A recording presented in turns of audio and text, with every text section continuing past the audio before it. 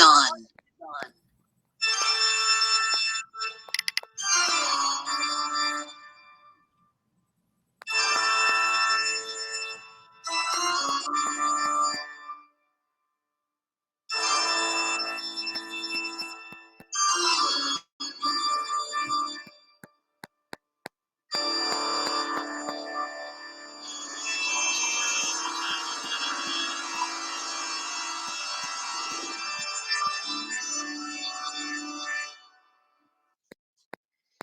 Hello, everybody.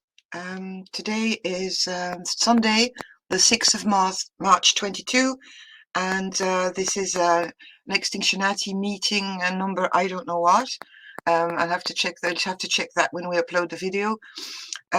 We are today without Gary, who apologized for health reasons, and Mike for family reasons, but there's quite a few of us here. The agenda, as you saw on Reddit, was decided after the poll that Mike posted, and it was going to be about psychological preparation for collapse. But a few things came up, and I was requested by a few people to bring up a few other topics of discussion. And one of them first is my topic, really, because I had a chat with Lionel and about asking him advice about what we could do to honor Hugh's memory on the equinox. And I've sent an email around about this. So I think we need to reflect on it. There's a lot in the email. Anybody who didn't get the email, let me know. I'll send it to you. So I think it's an individual process that we have to do, and we could do a bit like the sigil consecration, which means that we could do our own thing and then upload some videos afterwards, because all this is going to be very personal, but we can discuss that today. There's another thing that came up too, is the meeting. Gary and I are going to meet with Faulty on the 13th of March, and we will keep you updated about this, but this is going to be a separate issue, the ARG. So it's not too much my thing, but I just wanted to let you know that that's coming up next Sunday. Now, there was a long email sent to everybody from Jason, who can't attend the meeting at this time. He wanted me to read a few things about it. Do you have any questions first about the previous things I said, or can I go on with Jason? Go ahead, I think.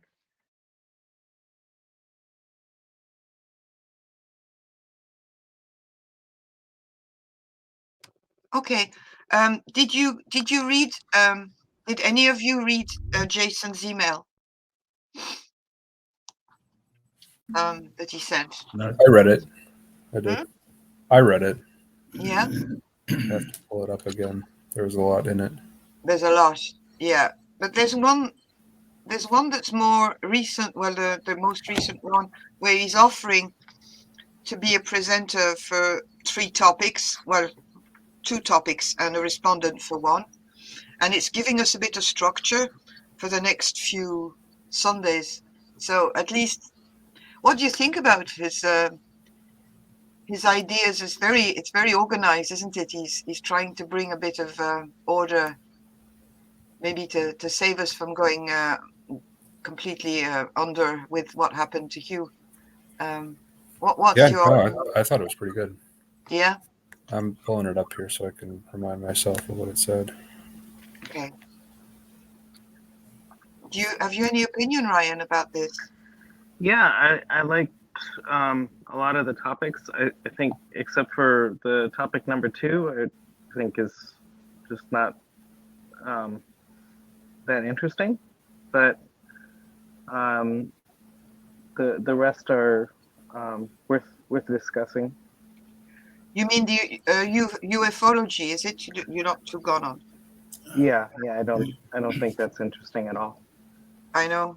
Well, listen, that's he said that he has Jason would be happy to take that on. But if you want to come, you see, there's going to be roles, and we're going to have to think a bit where we can, because you know how Hugh used to run the show. Like he used to be everything, and now we if we want to, it's going to take a while to know where we are with this. So I think Jason is providing us with a framework that can be workable for a while, and it might change. It's just very flexible, but for the next few weeks, I think it would be good to try to have a framework so that we don't kind of go a bit astray or lose morale, or I don't like the topic anarchism because I don't like to talk about anarchism, because for me anarchism is action, and every time you start talking about it, it kind of all either falls apart or it becomes very theoretic. It becomes theory, and then it becomes also, when you put the word anarchism somewhere, it immediately attracts an awful lot of attention. So I don't see. I like the stories of Catalonia. I love all these things. I live in that all the time, but I don't think that's a topic I would like personally. I think it's interesting because, for me, I hadn't heard about any of this stuff before. So it being discussed is the first time I hear of it. So, and Oh, yeah. so since then I've done a lot more, personal looks at things, but it was quite enlightening. So if there was, you don't want to withhold your light from the world if it's something that might shine into someone else. I see your point. I see your point. It's just if you had been my age and you'd been listening a lot to anarchists who are self-professed anarchists, you would probably react like I am, because I'm reacting because you suddenly get into Hugh's view that labels have to be rejected at all costs, because it kind of imprisons you in something, and it really does something to people. So, but of course, I think he said in the topic that he has an experience of this, Jason, and he's lived in communes like that. So I think he can explain a lot of things about how these things operate on the ground, and I think that's interesting. I'm really curious about them because Hugh Yeah. often said like that a bunch of these kind of breakaway parallel polis different societies ended up failing, and I'd really like to understand why. Like where we think there's is there a way to address what's inside of us that causes those things to fail? Because we in hunter-gatherer times like most of our time was kind of like that. So I'm wondering what we're missing now. I think the biggest thing is that you're trying to do it in opposition to sort of authoritarian systems that exist. I think they almost always get in the way in some way. Either the state comes after you directly, or they try to sort of bring you back into the fold in some way. Back in the good old days, that didn't exist. I don't think they hardly ever truly fail organically. Now and then, I'm sure you just have a bad group of people that don't work well together, whatever. But I think that's the biggest thing. But I'm interested in all of that as well. I love hearing people's stories on living in different types of systems. So yeah, I'd be all for hearing his take on that.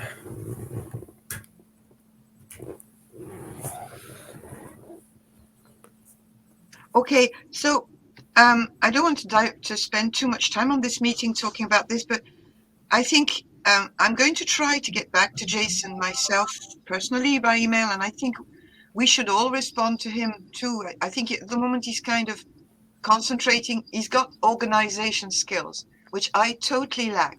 I mean, I've got a little bit of it, but he seems to have a much more, I don't know, he seems to be much more qualified for starting us on this thing. I need to, sorry.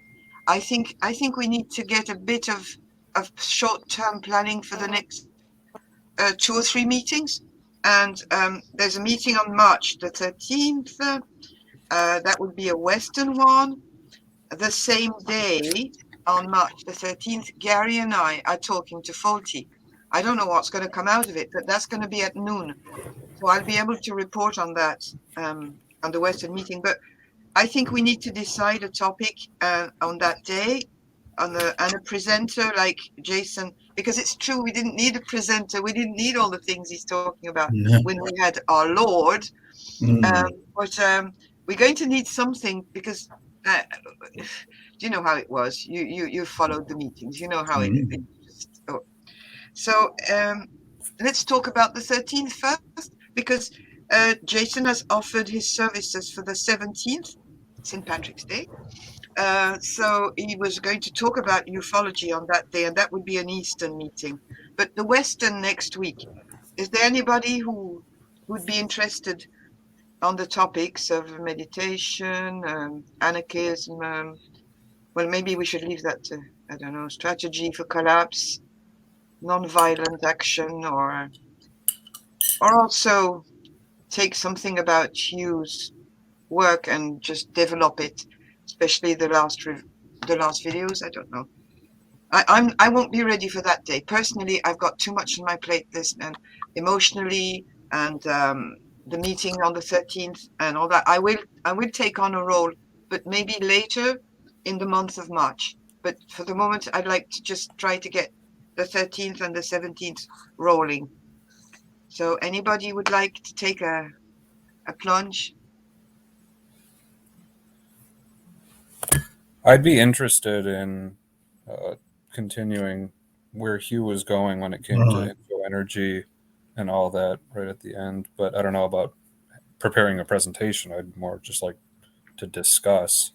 And I think there's a lot to unpack there. So I don't know if that would be something we'd want to rush here in 1 week's time, but I do think that would be interesting.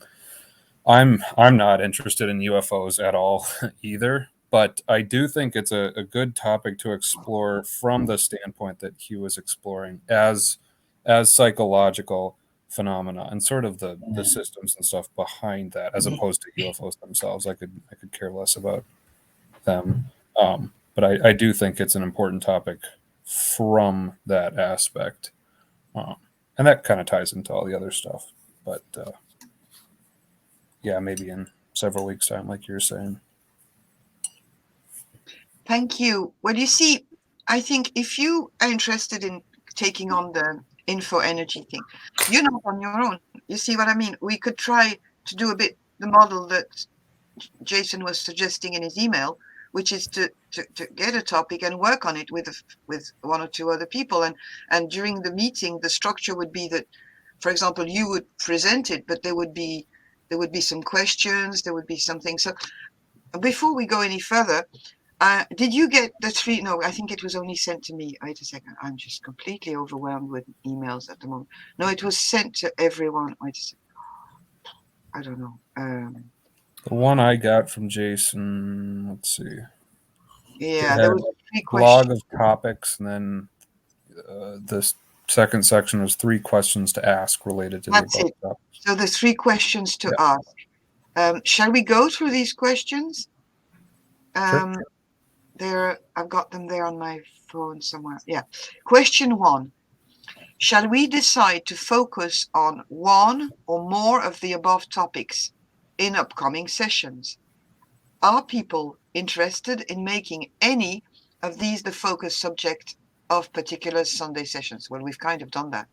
So that we can know in advance at least a general topic area will be covered in some depth, obviously using Hugh's materials, views, videos, and suggested related materials contributed by whoever hosts, presents, facilitates, and by others in advance as desired. This question will engender feedback, and if the feedback is positive, we can ponder a second question. Who wants to host, facilitate, present, or be on any of these topics? So we've started more or less to do this. Is there anyone who wants to step up to volunteer to be presenter, co-presenter?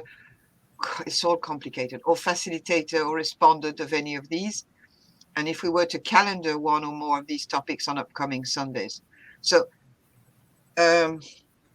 yeah, see below. Please understand in no way does deciding on a focused topic for an upcoming session means closing off other agenda items, input or feedback or spontaneous things on any other matter or topic that participants wish to discuss or raise during meetings. The Sunday sessions usually open with updates and proposed issues on any matters, open floor, before turning to the focused discussion of the day. During question and answer and discussion, any topic or aspect whatsoever is fair and may be brought up. It's all open floor, open mic, to allow for spontaneity and freedom of inquiry. And if interest in one topic wanes or new topics more urgent emerge, the group can decide to change the schedule or an order or whatever. Okay. Question 3, shall we calendar any of these topics for Sundays on March, April, May? March, April.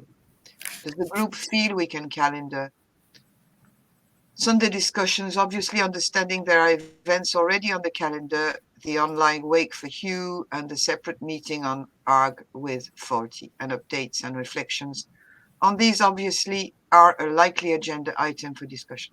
There's an awful lot of things after that with roles. What is a host? What is a presenter? What is a facilitator? What is a respondent? I mean, personally, I'm a bit overwhelmed by all this, but I need to digest it because we used to be, it's so new. It's good that somebody puts a bit of alien cortex structure in what we're doing, but I don't know. We're going to try anyway. I think we could try next week on that. And if you want, Mr. McKee, if you want to do something to continue a bit on info energy and the material that Hugh had provided us on this a bit, I wouldn't be able to personally to be able to help you for next week. But after that, I would be very happy to take on a topic. I will let you know. And on the 17th, if Jason wants to do ufology, that will bring us to, is it the 17th? No, the 17th is not a Sunday. It's the 20th. Oh, no, we can't do that on the 20th because that's the day of the equinox. I'm getting mixed up with calendar. When's that, Sophie? 20th of March? Yeah, because I'm just looking at calendars now. 1 second. The 13th, next Sunday, is the day of the meeting with Faulty and the proposed info energy topic. The following Sunday is the 20th, and that is the equinox of March. That's the day where we were going to do something for Hugh. The equinox is at 3:30 UTC. That day there's an Eastern meeting, so I don't know what we're going to do on that day. We could do a topic but at some stage it might clash with what we want to do personally. I don't know why Jason must have made a mistake on the dates because he said he was free on the 17th. Maybe it's me. Maybe it's April he wrote. I'm just, pardon me. I'm a bit overwhelmed with dates and news. And oh, yeah, no, it was, I don't know what he said. March 17th, yeah. He made a mistake and he said as early as March 17th. So, but that March 17th is not a Sunday. So that's, I'll have to clarify that with him. I clarify. So, yeah. Maybe it's a bit early to do a calendar, I think. We could just do it first one Sunday or two, and then we can get a bit more organized. What do you think? Yeah, I think as a general framework, that works. I think it's good to have at least some topics prepared somewhat in advance, because I think a lot of, at least some of these topics would it'd be good to do some outside work, like something you should read during the week, or things you should watch, or something like that. So having a general idea of topics to discuss for certain weeks, I think, is good.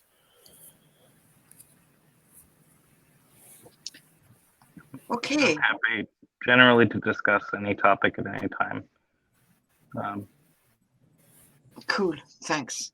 Thanks. We're going to. I think we will gradually go into this calendar thing because we're going to need it. Honestly, I think it's. But I couldn't dive straight away into seeing long term because there's. I'd like to get closure on this ceremony for Hugh and know a bit what's happening with Faulty before we kind of dive into a new direction for the Extinctionati without Hugh. Yeah, so we leave it for the moment, and you can, Mr. McKee, if you want for next Sunday, we can get in touch through email if there is collaboration. I don't understand this topic very well of info energy. I need to read more about it. I must confess, I was a student there. I was learning when Hugh left us. It was all new for me, so I'm eager to learn. But I can read material and try to digest a bit more if you need me to. And if anyone else wants to go on this, maybe it would be good to collaborate for the 13th. But I can't next Sunday. I won't have the space, the mind space to do this. Yeah, sure. I'm Okay. happy to talk to whoever. I'll put my email in the chat here. Otherwise, you can message me on Discord or whatever. I also have almost no idea what is meant by that. Not as scary as it sounds. It sounds crazier than I think it is. It's more just talking about information's relation with energy, I think. But yeah, I think it's a very relevant topic, and I think it's about as important to understand because it pertains to your understanding of reality itself. So it kind of underlies pretty much every other topic you can discuss. So yeah, there's a lot to talk about. From that description, it sounds important. Yeah. Well, there was articles, and there was not articles. There was posts on Reddit about this a while back, about 3 or 4 weeks back, and we can maybe look into that to learn a bit more about. I think you had.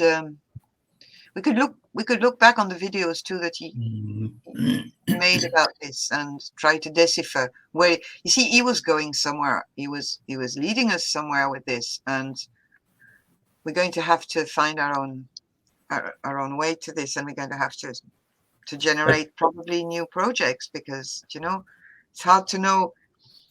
It's hard to know with a brain like he had what was what was happening there. I think I kind of understand where he was coming from, and there's a lot of what he was talking about is also stuff that's been written about by people a long time ago and stuff. So yeah, it's definitely accessible, I think, and there's a lot more other stuff out there. But yeah, I would watch his videos on it, but then there's all kinds of other stuff you can read. Okay, so we might leave that for next Sunday, and anybody wants to ask questions about what Lionel said for the ceremony so that then we can move to the topic of the day that I outlined in a short discussion I had with him yesterday. Very short. I didn't want to overload him, but he really gave good directions. Does anybody want to say something about this? I'm thinking. I mean, I've not been around for a long time, but if it would help on that topic of anarchism, for in a few weeks' time, I could put something together on James C. Scott, who Hugh was a big fan of. And it's really interesting stuff. It seems it's kind of fundamental anarchism, and I think, and I've read all his books. So what if it helps? I could do 20 minutes giving the main points from James C. Scott's book as a way for people to talk about anarchism, just to sort of get it going. And I think, Sophie, talking about Scott's stuff would avoid getting lost in those theoretical wibble wobble anarchist things, because it's much more fundamental what Scott talks about, and it is interesting. I wouldn't be ready for a few weeks, but I do. If people want to talk about anarchy a bit, I can do that.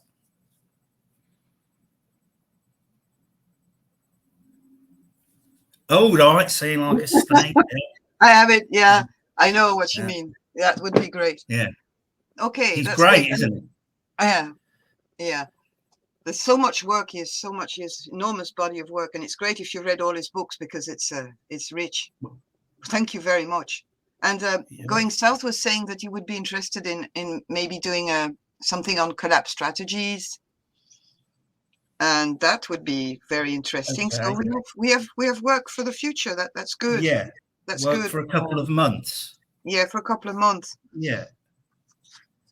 I don't know what my expertise is, but I will come up with something. I haven't figured out yet where I stand there, but I will get back to you on that. Okay.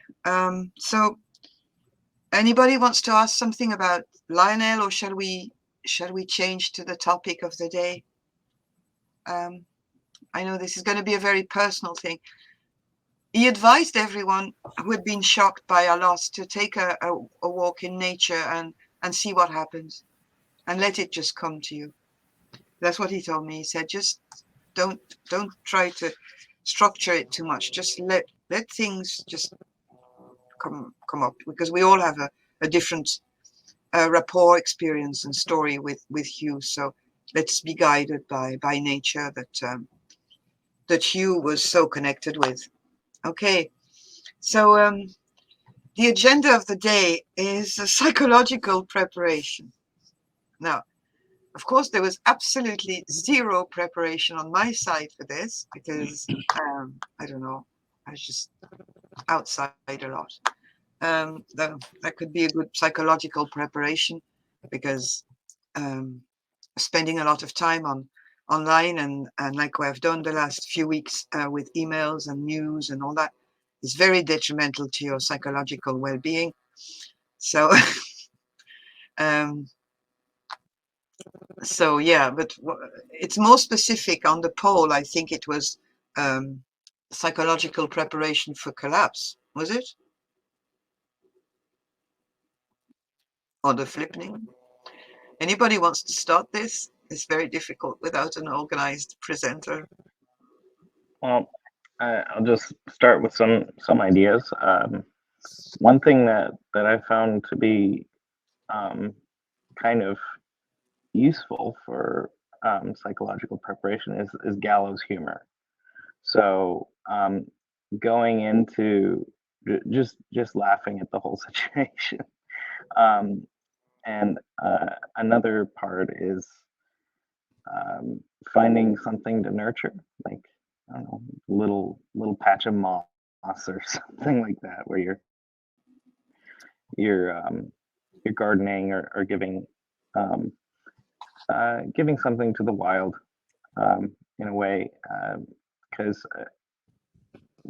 regardless of how bad we mess this up, the wild, some part of it will remain. And I think just having a connection with the wild helps you appreciate there's something bigger than us.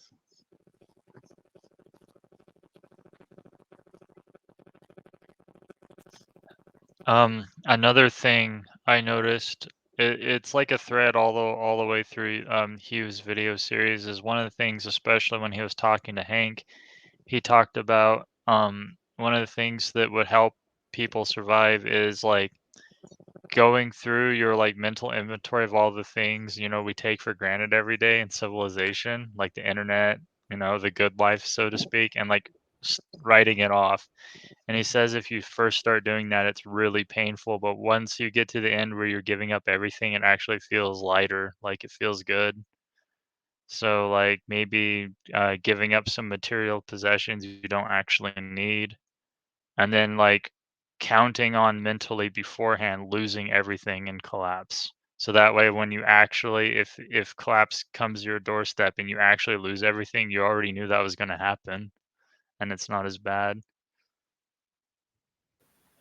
Yeah, I would just add to that and say a big part of psychological preparation is sort of, yeah, losing material objects is good, but psychologically doing the same thing and, sort of giving up on a lot of the institutions or whatever that you take for granted. You might even know that they're, somewhat flawed in the abstract, but actually sort of deconstructing them in your mind, I think is very beneficial. So almost sort of just going through one thing after another, think of everything you could lose or whatever, and then kind of spell out for yourself why it wasn't all that great to begin with, or the flaws in it to begin with. Just sort of going one by one.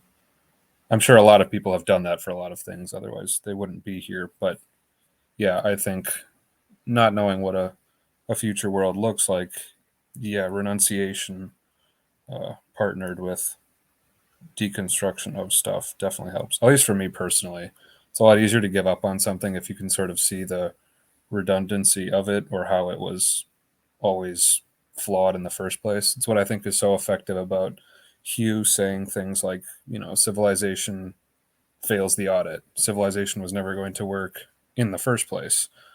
So there's nothing to really be sad about if it's going away because it was never going to work. I don't know. That just helps me personally, psychologically, to untangle it all and deconstruct. Yeah.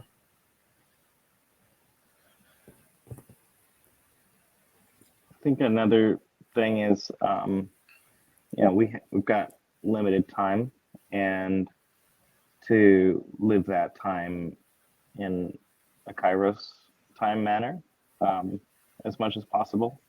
So one little mental trick that has been helpful is if you're doing anything like, I don't know, washing the dishes or taking a walk or something like that, just and it's doubly so since Hughes left us, but to just think that this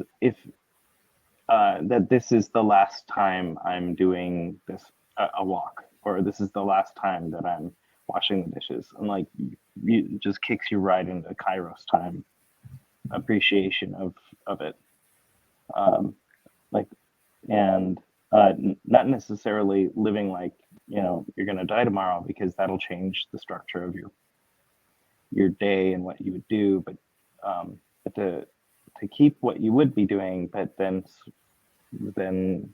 consider it being the last time you do it, and just reflecting on that gives you more time of paying attention and being alive.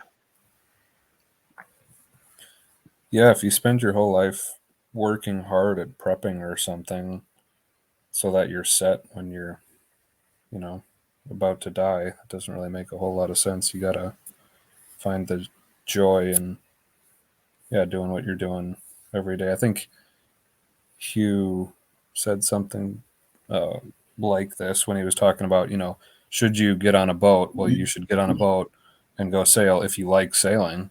I think it's a good prepping strategy, but it's because it's what I love to do anyways. So yeah, don't spend all your time doing something you hate. You might actually, you might die tomorrow. Doesn't mean you should go rob a bank or, do something that could get you screwed. But, yeah, do stuff that you enjoy. Find a way to find joy in those types of things. Yeah. I remember he said that life's like a fairground, and when you leave the fairground, you want to be able to look back at it and think, did I get a go on all the rides? Yeah.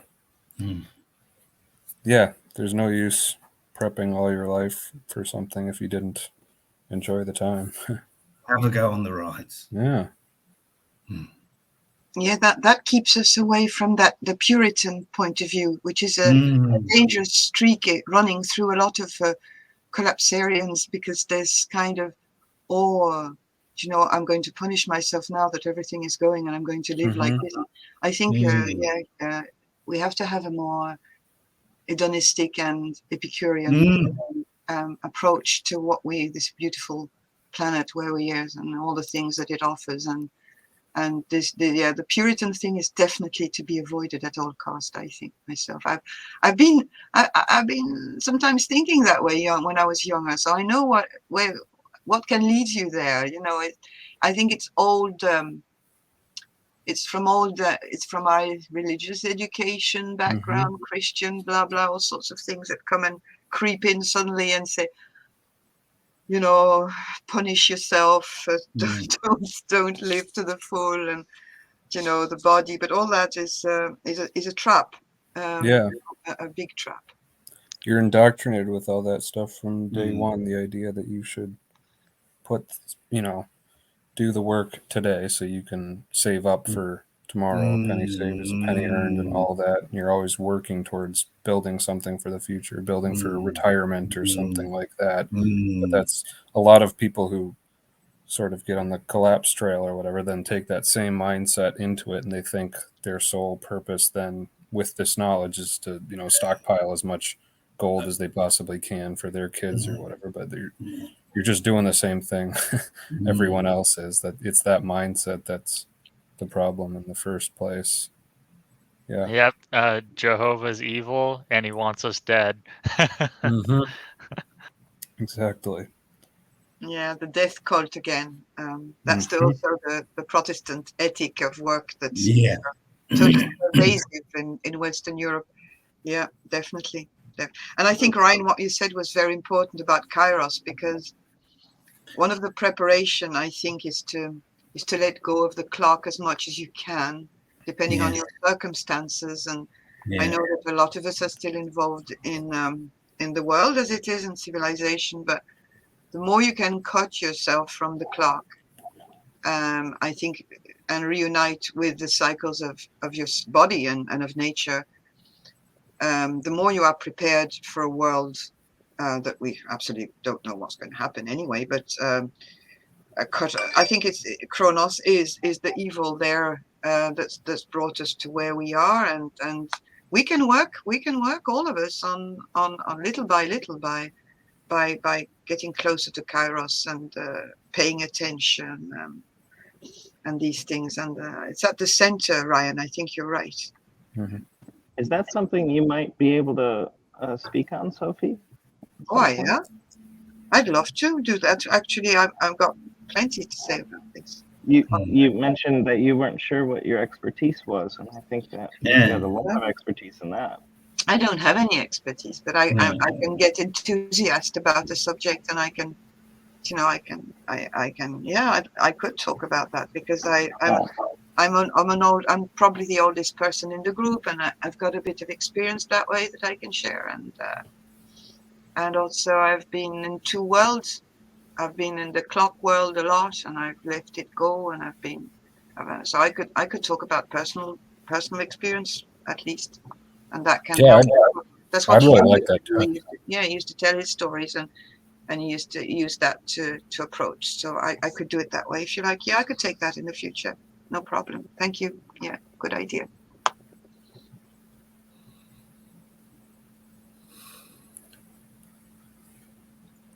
I'm just reading Earth First. Problem is that the work product builds up in the background towards eco-collapse, maybe before you retire. So the Christian work ethic only functions if society is really sustainable, which nothing is. Yeah. Okay. One idea that kind of caught me as we were speaking is that we were talking about the Puritan ethic and for collapse people, and then I always thought of that as kind of a giving things up, self-constricting type of thing, and earlier we were talking about giving a lot of other things up, right? And so I wanted to see if there's a distinction there between the kind of self-sacrifice, giving up of things in Puritan ideas, and the self-sacrifice or the giving things up of that we were discussing earlier. Well, when you give something up, there's always something else that comes in. It's nearly a law of, it's nearly like in physics. So the moment you give up, I don't know, the internet, for example, I've talked with a few people who have given up telephone, internet, electricity, stuff like that. Suddenly your life fills up with 100 other things that you were not able to have in your life because the space was taken by something else or the time spent. So I don't think you give up. You think you give up because it's a construction that we all addicts with some type of addiction. You know, we all get our hits with whatever. So, but the moment you make space, something comes in, something new comes in. I mean, it's amazing. I mean, I've experienced that, but I know some people who are completely off grid have experienced that. But it's impossible to know what it is without doing it. You know. And in the case of Puritans and stuff, I mean, a lot of them are sort of renouncing something in the hopes of getting themselves into heaven or getting some kind of reward for the renunciation. It's still the same mindset for a lot of them, is this idea that you're still building towards something. You're going through hardship in order to get a reward later. Now, I'm sure there are some who do it for the right reasons, but you know, it's sort of the same type of thing in a lot of religions where it's still the same alien cortex idea of a guaranteed reward later for whatever you're giving up now, and that's the mindset that's just so toxic. It stops you from living in the present. Yeah, I think I mean Jordan Peterson's big on that kind of stuff. Where he's saying that that's the great wisdom of the Christianity or whatnot. I think the one of the reasons why I think that sacrifice is so prevalent in spiritual beliefs or religions is partly because if you sacrifice to something like a god or something like that, like the and it makes the god more real, just like in a casino. Like if you've put in more money, then you're like hooked to try to get that out. If you so if you were to sacrifice your firstborn child to something and that thing isn't real, then you're a complete idiot, right? You're just like dumb. So you have to believe in that thing. Otherwise, the cognitive dissonance takes over. So I think it's a technique that cults use to manipulate people. Honestly, is if you can get people to sacrifice for something, it makes the experience more real and your faith more fervent. Yeah, I've heard from some of those sort of general psychopaths that you see on TV and stuff. You know, they say one of the best ways to get people to be devoted to you in the first place, to kind of manipulate them into being devoted to you, is to get them to do things for you. A lot of people think it's sort of the reverse, that you get people to like you or whatever by giving them things. It's kind of the opposite. You make them do stuff for you, and yeah, it's like what you're saying, that once they've given up time and energy towards something, it sort of supersedes their own judgment of the thing itself, and their deeper parts of their brain or whatever think that is something I am committed to or attached to or something. Yeah, it definitely works. Like some people, like if that's part of what those people who are manipulating someone will like try to get them to do something unexpected or something, so that the person is going to be thinking about them a lot. And then they're like, well, I'm thinking about this person a lot. I must have feelings for them, right? So it's Exactly. like it gives the alien cortex creates stories, right? Is you're creating stories about how do you make sense of what happened, and how psychopaths tend to manipulate that is that they'll constrain the things that you think about to make sure that you come to the conclusions on your own that they want you to come up with. So it's Exactly. Yeah. And they're doing the same thing in religion a lot of times. At the heart of most religions or fake religions or whatever you want to call them throughout the ages, there's psychopaths that occupy the position of high priest or whatever, and they're using that same psychological aspect of people to get them to bow down to them too. In sacrificing something for the god or whatever, they are the representatives of that god. And so when you get attached in that way, you're getting attached to them as well, and you're willing to sacrifice for them too. But yeah, it's all sort of a perverted way of thinking about things. It's not natural. It's something that's sort of been almost kind of hacked in people's brains over the past 10,000 years or so. It's at the base of civilization itself. But I yeah, think it's really important. it's also at the core of capitalism, Mm-hmm. because in order to like, capitalism is about you're investing your money to get something, a greater reward later, right? And you're sacrificing now to get bigger, more something better later. It's kind of at the heart of the kind of mental software around growth, which is part of the problem that got us here. And so this idea that we need to have growth, that we need to have something bigger and better later, or even, the stories we tell ourselves about our civilization, this Whiggish concept that we're constantly improving, that we're constantly like growing and getting better. One, I think it's kind of we like to impose upon nature our own nature, and as individuals, we do advance and grow as people, and so that we project that on human history and say that, oh, we're always growing, we're always getting better.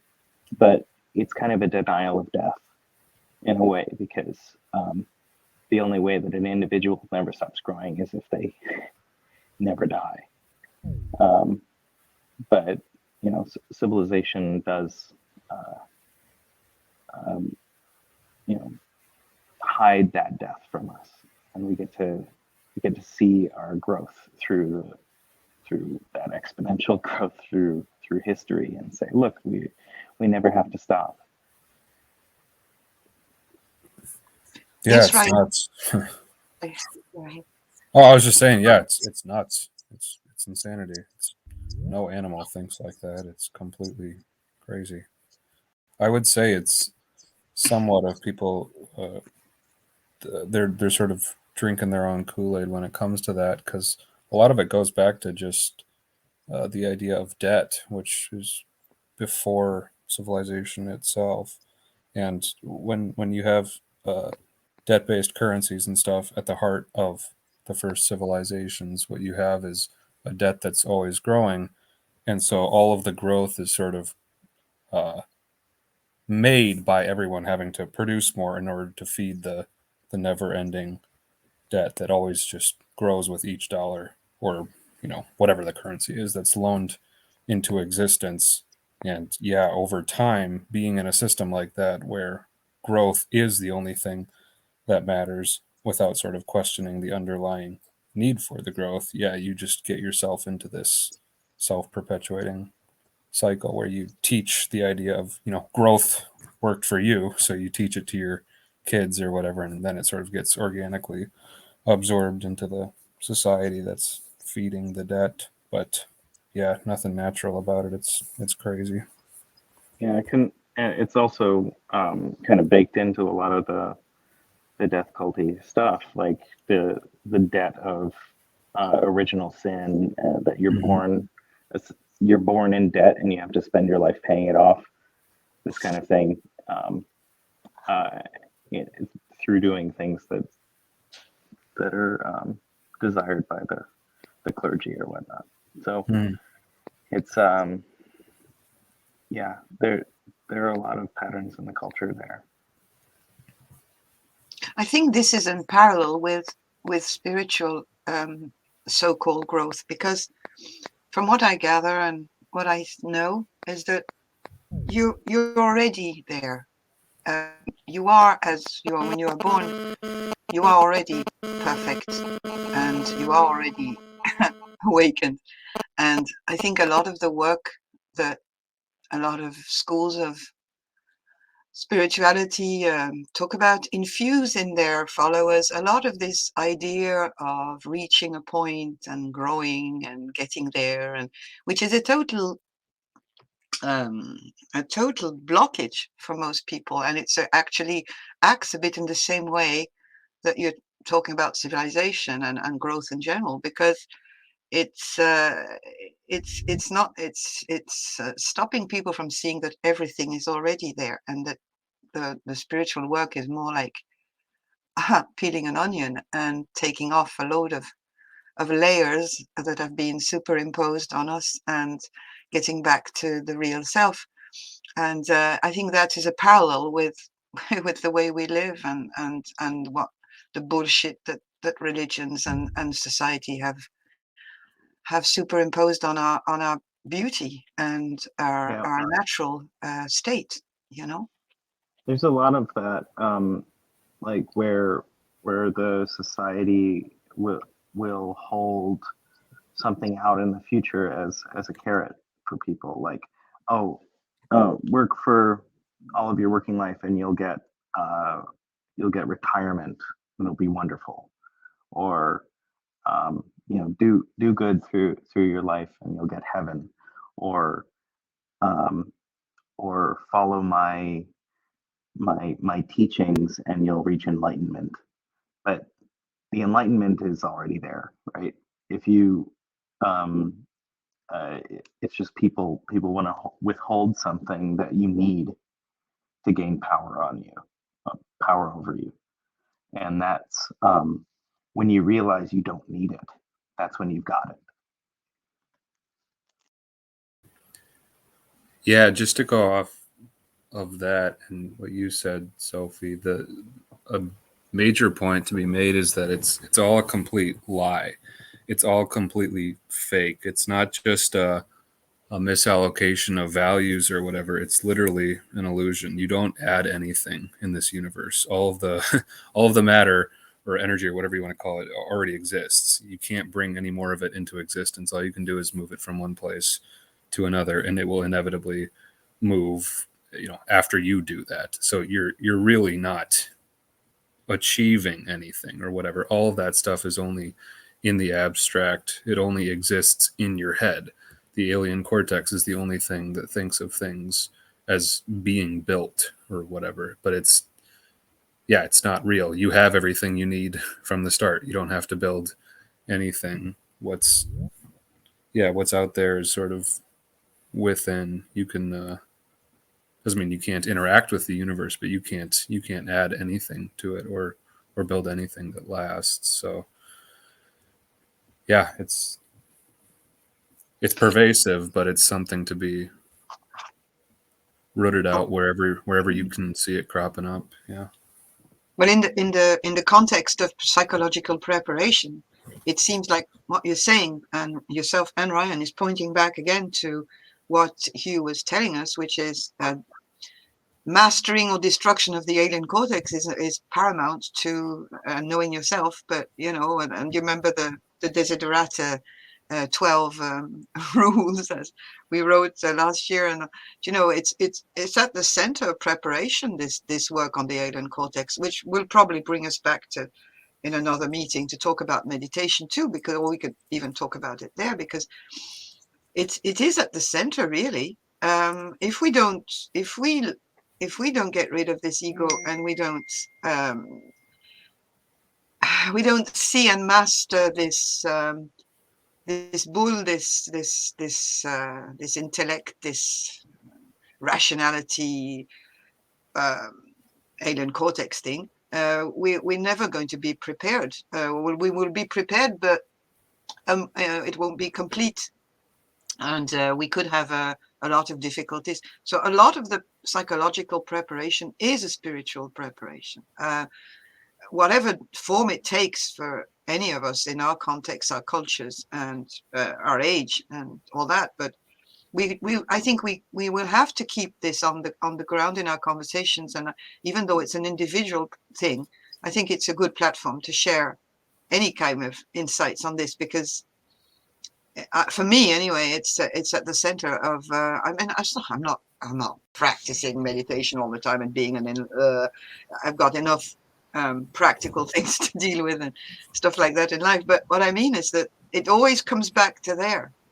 When you contemplate collapse, when you contemplate extinction, anything that is, existential, you can't avoid it. You have to. You always come back to the story of the bull in the Zen tradition that Hugh was always referring to, or other types of images that bring back to his very, very interesting analysis and concept of the alien cortex. It's at the center of everything, I would say. I think I've mentioned this on previous meetings, but every single thing he was talking about, maybe you'd have to make a couple of jumps to get there, but it all went back to the alien cortex. Every single thing he was talking about, everything to do with the state of the planet, state of humanity, state of society, whatever you want to talk about it all goes back to that. It's absolutely imperative. It's far and away the most important thing you could possibly work on. It's everything you would talk about, I think, in psychological preparation would get back to that. Yeah. I think a lot of people, one thing I realized just now is that a lot of that, reward in the future, sacrifice in the present thing, that's the same kind of, that's a sibling of hope. And he often taught us to distrust hope. And I think most of the common, medicine that we're given by society when we're distressed or when we're having anxiety about a situation and a collapse is hope. Like, this is what, David Attenborough, profanes nature with and things like that. Oh, but there's still time. If we act now, it's like, no, there's not. And that hope is going to stunt our psychological preparedness. So it's all part of the same software package in a way, like the religion, the alien cortex, hope, capitalism. They're all, about growth and delayed gratification in a way, under someone's thumb. Do you remember what he said about the Pandora's box and all the evils unleashed, and that hope was the last one at the bottom? And it all depends how we looked at it, but in his analysis, it was the worst evil.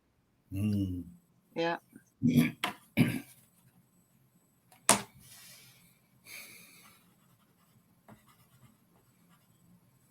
I had a question, just kind of open-ended, about there's lots of immortality cults and also a lot of death cults.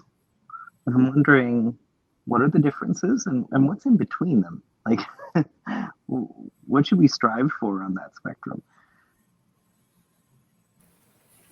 I would say they're actually largely the same thing. I think a lot of the death cults believe in a life after death. Very few of them are truly like, we are a plague in this world or whatever, and we should eliminate ourselves.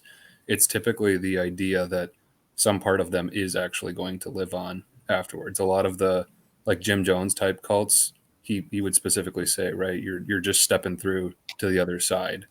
We're going after something better in the future by sacrificing right now. But yeah, I would say the alien cortex is at the heart of both of them. They're just sort of two paths to the same end, I think, which is death. Definitely not going to live forever. Yeah.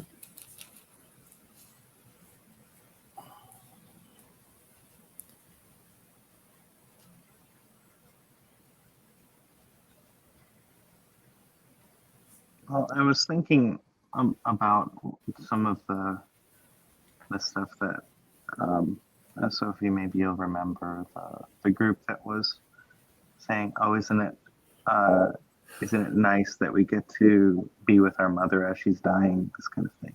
I think that's a little bit different than there's an afterlife kind. What do you mean? I'm sorry, I'm not familiar with being with the mother.